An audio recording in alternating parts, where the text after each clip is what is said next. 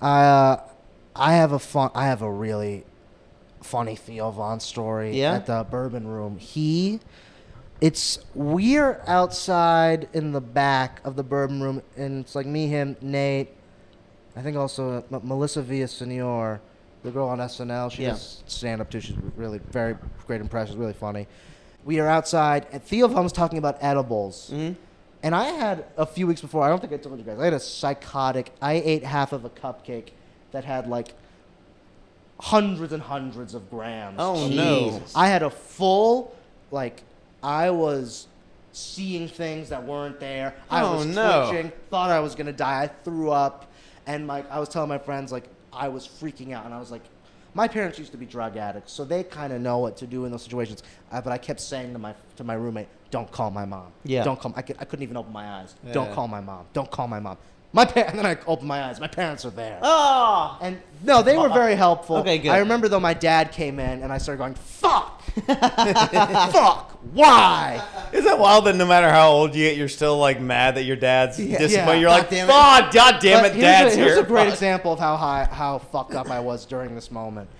I remember I like my eyes just cut to black. I wake up, I like open my eyes and I go, what time is it? And they go, when the edible started really hitting badly, it was like 10 o'clock at night. It was like 10 o'clock at night. I close my eyes, I open them, and I go, what time is it? And I was like, it's 2 in the morning. It's like, it's 2 in the morning. I close my eyes again, and I go, all right, what time is it? He goes, it's 10:30. So the 2 in the morning wasn't real. Oh, my God. That wasn't real. So I am telling this entire story to Theo Von. Yeah. And he just looks at me and goes, you're fucking retarded, man. I love it. And I just thought, this is the best moment of my life. I just got called retarded by Theo Von. This That's is the like a best- rite of It's passage. the highest accolade you can get. Yeah, so that was just a Theo. I've never seen anyone kill harder than Theo Von. Yeah. Than one time at Bourbon Room. I mean, he is just so funny. I mean, yeah, he's definitely one of my favorites. But Dude is Mulaney's a funny real. dude. He was coming a lot to Bourbon Room a lot. I doing saw a his- few posts you made. Yeah, so he was great. Was he doing his Baby J hour, or was that new shit? It was stuff I think that was cut out. Some of because I saw him also at the Hollywood Bowl doing that hour, Right on. and he did some of the things. It was also really funny because I remember listening to him on Theo Von's podcast, and he was talking about how I'll be at Bourbon Room, and I'm just in the back, just thinking to myself, I'm not funny. I don't have it.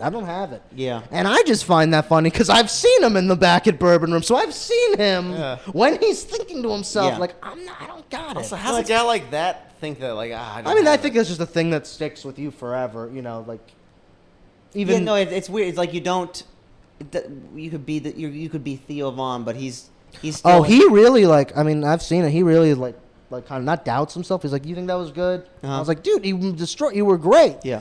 But I think that's with all, they talked about, Self-critical, very. I think they very talked much. about, not to be, I think Scorsese said this, but he mentioned, do you know Kurosawa, the director? He's like considered one of the greatest directors. If you said like who's the greatest director ever, he would probably come up with a lot of film bros. Okay. What's his name? Akira Kurosawa, like he made like Seven Samurai. Like he's just considered like when you consider like foreign filmmakers, like film bros would maybe put him as the greatest filmmaker ever. Right on. And he's like in his 80s and he gets his honorary Oscar and he said, I think I just now am starting to get how to make movies. Oh wow. So I Yeah, think because you never figure it out. but I think that's just as you get, that's still, and I think that's what makes a great artist is the curiosity and still like not being self-critical, but like, if there's a It's like I'm always not good enough. yeah, how can I be better? It's a how can I be better? And that, Yeah. That's how you got there in the first place. Yeah. Because imagine you get off stage at Badger and you did whatever, and you're like, I just killed. Yeah. I just killed. It's like, no, you're delusional. Yeah. You need to really. Yeah, you need to shut the goddamn up. Yeah, I'm super self-critical, and even if I've done really well on stage, but I've gotten off and I've gone like, I did this wrong. This fucking sucked. I stuttered here. Definitely have that. I looked to the left too many times. Like weird, crazy things that no one else notices. It's just me. Yeah. But I think that's a lot of stand-ups. That's definitely a lot. Yeah, you and Martin Scorsese. Me and him. You and Marty. We're both. Peas in a pod. you and Marty. It's I'm- nuts. I'm It's weird. think- It's like yeah. the craziest fucking thing. I never imagined doing stand-up. I always thought it was interesting, but I was like, I'm not that guy, you know. But it's crazy being as self-critical as I am and as closed off as I feel like I am, while simultaneously being the guy on stage in the microphone. Mm-hmm. I can't fucking wrap my head around. Oh, they go hand in hand, though. I mean, that's the thing. The narcissism comes out of deep insecurity. Yeah. And I've always considered myself a negative narcissist. I think a lot about myself in a negative way, that's just as bad as being, a regular narcissist. They're the same thing. Positive. No matter what, yeah. You're unbearable to be around. If you're just constantly shitting on yourself or constantly praising yourself. So I think, all of that comes from deep insecure. But imagine being that insecure And still huge. and then you're fucking walking up on a stage in front of 100 people. Yeah. And being like, I'll take control. When inside you're like, I have control of nothing. It's fucking insane. I think a big part of that also is, when people say stand up is hard, I think sometimes you think it can't be hard, I'm doing it. Yeah. Like I think there's always just a never giving yourself credit. No, you're right. So it's like you could climb Mount Everest and someone will be like, wow, that's really hard. And I was like, in your head you're thinking it can't be. I did it. Yeah. You fucking piece of shit. I did it. You're so right. So I think it's just if you have that kind of mindset, or at least the goal in life is to fight that mindset. But no matter what, you could sell out Madison Square Garden and be like, this can't be. Yeah. If I did it, fucking anyone can. Like you just said, it's that constant battle of like doing the best set of your entire life in front of 50 people and then walking off stage and going I fucking suck at this. I'm the fucking worst. Yeah. It's still me. I'm a big piece of shit. And Fuck then me. I dude. just go home and I'm in bed and with me again and I'm like, Damn it. yeah. And you go to the same spot next week and you're like, hey, what about fucking dollies are weird, right? And then when you also it's the same when you bomb. When you bomb, it's like I knew it. Like you tell yourself everything I thought was correct. I stink, Yeah.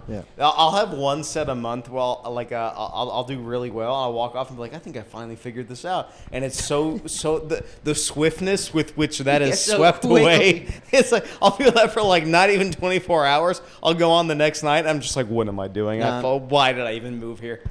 Yeah, I definitely. The up and downs of it is so nuts. The highs and lows, I can't even explain it. It's crazy. Yeah. Stand up is such a unique, weird thing, and to even try to be cool for a second talking about it instantly makes you lame. Yeah. So I don't know. Yeah, I try Lot up my and hardest when people that don't do stand up try to ask me about it. I feel very uncomfortable talking. Yeah. It's like, well, I'm not, I just don't feel the right, feel like I don't have the right to say anything. Yeah, no, I have a hard time and I've noticed this with comedians. I have a hard time giving it up for myself, giving me the credit.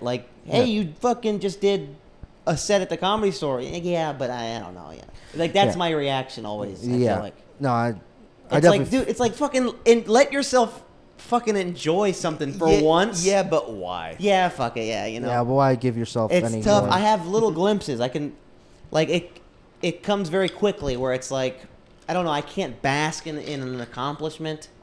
It's just yeah, that was awesome. Oh, right on. On to the next. And then it's Yeah. over. Yeah.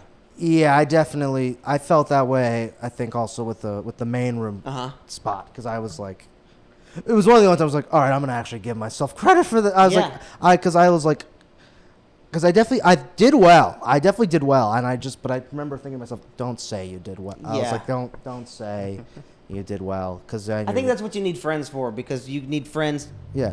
In the friends in general, but also friends in stand up to be like, no, you did well. You fucking did well, dude. And there's definitely been moments where people have said things to me where I was like, oh, this is enough to keep me going. Yeah. Yeah, there's definitely moments where it's like, oh, this will be enough to keep me going for years. Just this little, just that one person saying something, Yeah.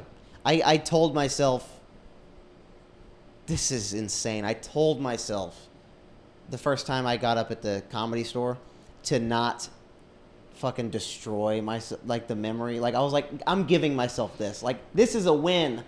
You win, Ryan. Congratulations. Because my whole life led up to that moment. It felt in a weird way. Yeah. My whole childhood and whatever you want to call it, led up found stand up, found myself as a person. I feel like, and moved to Los Angeles, and fucking for the Comedy Store, and I did it. My first set at the Comedy Store, and I did fucking good.